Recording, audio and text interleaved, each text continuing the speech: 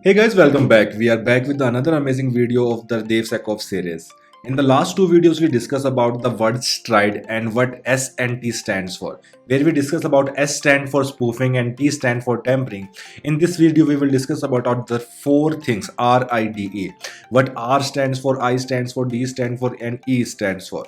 So let's get started.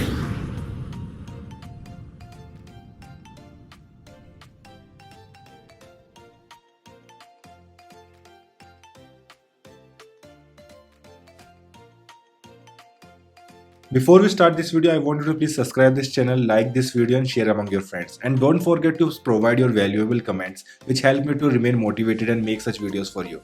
So let's start it. So we are on our slides, and in the last videos we discussed about the stride and what is spoofing, what is tampering. In this video we will covering all other four topics. So let's get started. So what is repudiating? So this is one of the threat in threat modeling that we need to take care. So repudiating is something which is related to a user, employee or one of your member who is performing some action in your organization. Okay, so repudiating threats are those threats which are done by any user and then he say he didn't do it. Take an example of an organization in which the employee did an illegal transaction and then he later start saying that I didn't do it. So what we want to say here in the repudiating is that consider that you have an organization, and in that organization there is one rogue employee which is not loyal employee. Okay, so he's handling some operation or finance department, so he is responsible for doing the transactions. So what he did some illegal transaction on his behalf for paying something on his behalf only. So what actually happened, he used the credit card of the organization, but the payment was for his personal use. So consider later on some auditing happened and it was identified that there is some illegal transaction, and when these people of the finance were asked like who did this transaction, simply everybody replies that no, I didn't do it, it's not related to me, and I'm not the person who performed this transaction, maybe someone else will be there. So all of them are neglected, and even the illegal, or we can say the rogue employee or not an unloyal employee, also said that yeah, I didn't do that transaction. So to avoid such situation, we have to also take care of repudiating. And so how we can avoid that situation is to make sure we have logs of everything.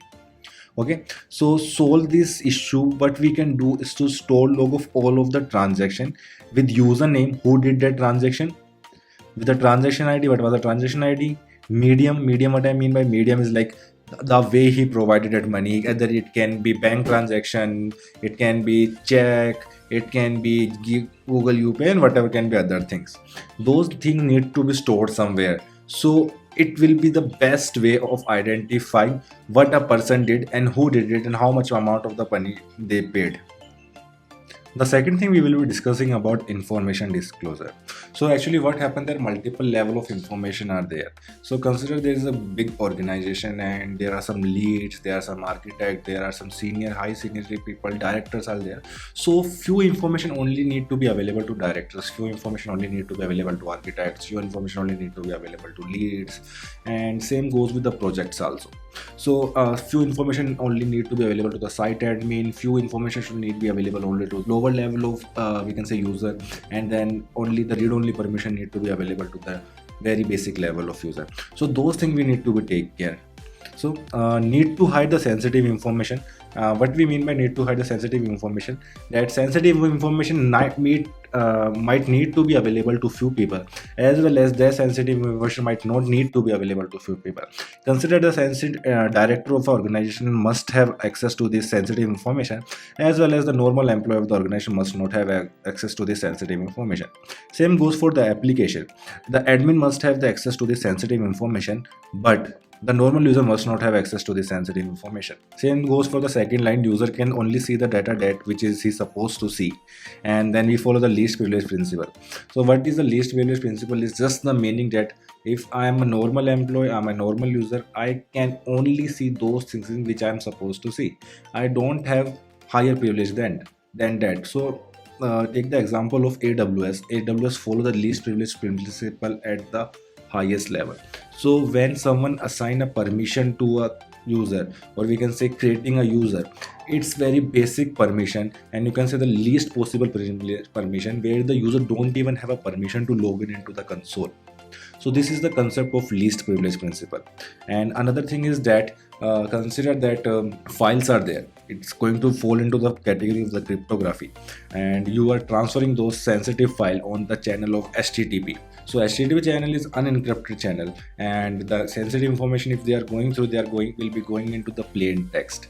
And at that time, if the sensitive information need to be shared among the client and the server, and if someone sit inside it, such as man in the middle type of something, where take the example of this man in middle type of something, where cryptography can come into the picture, also forming into the information disclosure, where this user is not the user, this attacker will be able to understand what the message they are sending and can also manipulate that thing. So the last point into the information disclosure is user management and file management.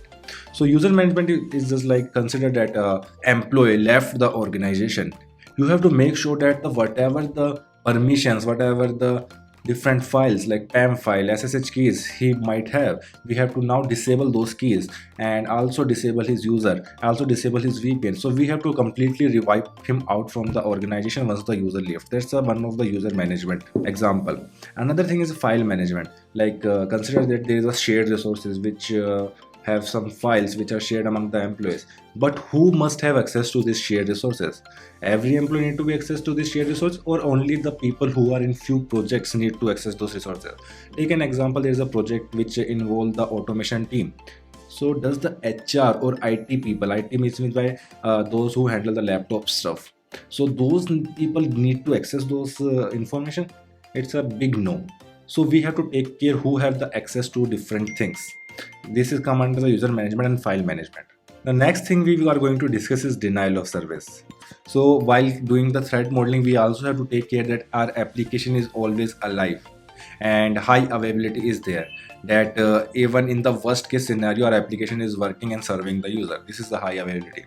So denial of service is just the when like the user starts sending the huge amount of request, instead of user, it's better we say him attacker start performing this distributed denial of service. Now the application is busy in just processing those illegal or false requests, so that the normal or legitimate users requests are not getting fulfilled. This is a basic example of denial of service. One of the way to stop this denial of service is just like abundance of the resources. What I mean by abundance of the resources, that you have really big resources, even that the huge amount of requests are getting from the attacker, they are getting served. It doesn't matter how big the requests are, how huge the requests are, the server is so much capable that he can handle every request that an attacker or legitimate user are sending without getting exhausted. This is the one way by which we can handle this denial of service. Another is this firewall and IDP. So on the firewall and IDPs, what we can do, we just implement some rate limit. And what the rate limit will do, it will just check in a single minute how many requests came. If more than these requests are coming from a single IP, just block that IP. This is another way of just handling the denial of service. And the last point that we are going to discuss into the stride is elevation of privilege, which is the full form of E in stride.